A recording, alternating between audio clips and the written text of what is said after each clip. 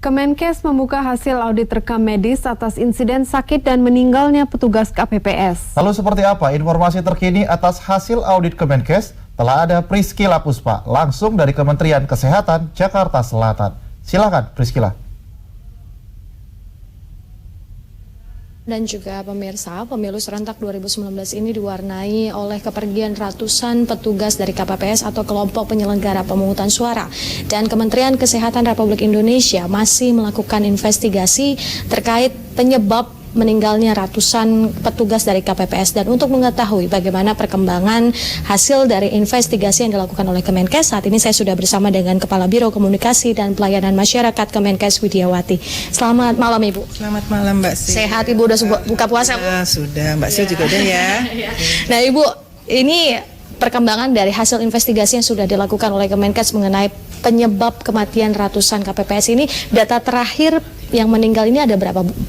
Baik, pertama-tama saya atas nama mewakili Kementerian Kesehatan berduka cita atas musibah yang terjadi, sama sekali di luar dugaan kami semuanya. Dan kalau tadi Mbak Sil tanya data terakhir, baik dari 28 provinsi sudah terdata 527 yang meninggal, kemudian ada 11.236 yang menderita sakit ya.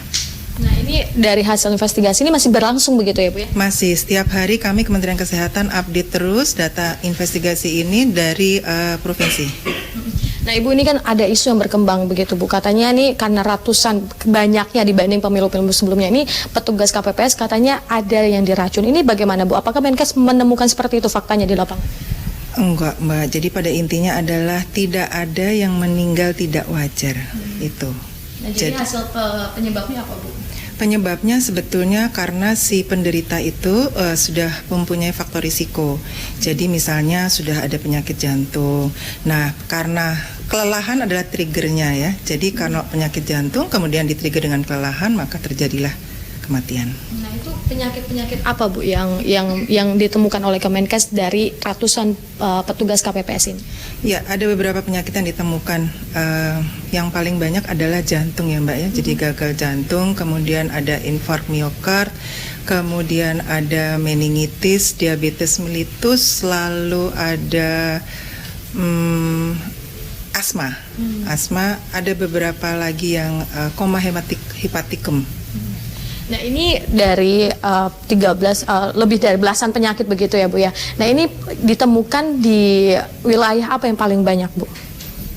Provinsi atau wilayah? Wilayah dan provinsi yang ditemukan Kemenkes. Jawa Tengah, Jawa Timur, ya yang tertinggi masih. Di Jawa Barat juga termasuk? Ya, Jawa Barat masih termasuk. Nah Ibu, ini mengenai begitu banyak korban jatuh ini, apakah memang Kemenkes seperti kita melihat dari pemilu sebelumnya ini, yang tahun ini begitu banyak. Nah, menurut dari Kemenkes sendiri tanggapannya apa yang menjadi faktor begitu banyak jatuh korban pada pemilu serentak 2019 ini? Nah, tadi kan sudah saya sebutkan bahwa sebetulnya ada faktor risiko di bawaan dari penderita.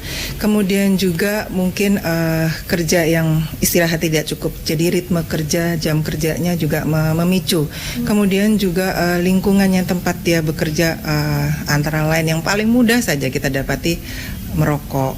Orang yang misalnya ini kan nggak perokok pun juga akan terbawa dengan asap rokoknya. Kemudian juga mungkin kondisi kesehatannya tadi tidak fit. Itu salah satu yang hal yang memicu. Nah ini bagaimana dengan hasil rekam medik dan bagi petugas yang tidak di rumah sakit ini, apakah memang akan diautopsi verbal? Boleh Ibu jelaskan sedikit? Baik, dari data yang kami terima itu 61% itu adalah meninggal di luar rumah sakit, kemudian yang 39% meninggal di rumah sakit.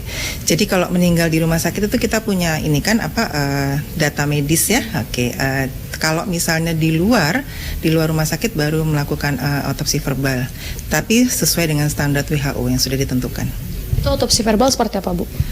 Tanya dengan keluarga, kemudian yang terdekat, gitu untuk melihat bahwa penyakit apa sih yang paling banyak gitu.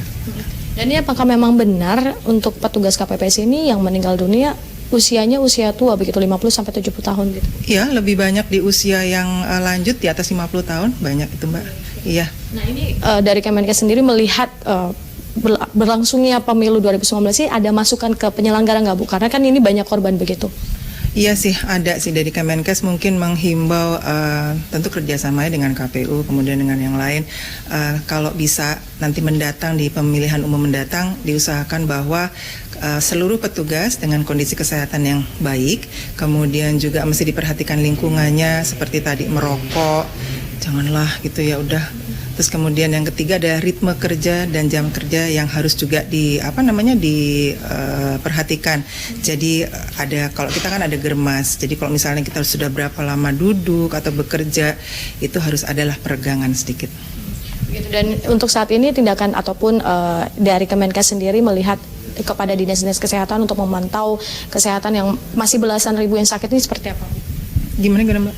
Nah ini kan masih ada belasan ribu yang sakit. Nah dari Kemenkes sendiri tindakan apa yang dilakukan? Apakah memantau saja atau bagaimana? Oh enggak, jadi lewat rumah sakit, dinas-dinas kesehatan dan fasilitas pelayanan kesehatan kita akan memberikan pelayanan yang terbaik untuk mereka. Gitu.